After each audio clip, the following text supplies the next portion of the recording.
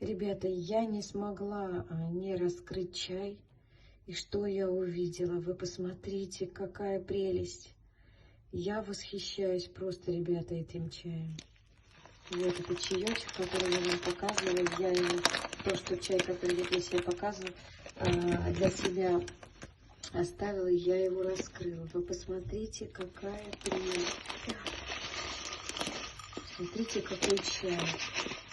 Какой у него запах. Вы не представляете, какой у него шикарный запах.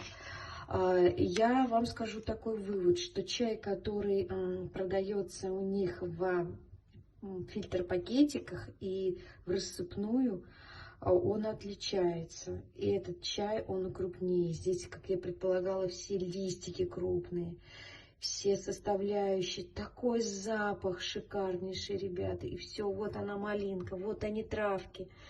Просто прекрасно, просто советую обязательно.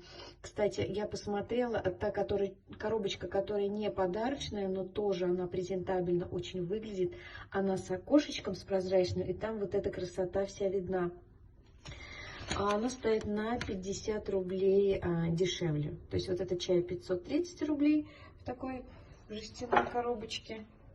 Вот, ну это тоже шикарный вид, очень достойный.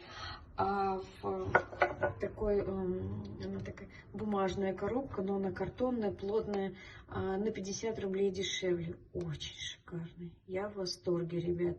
Это превысило мои ожидания однозначно.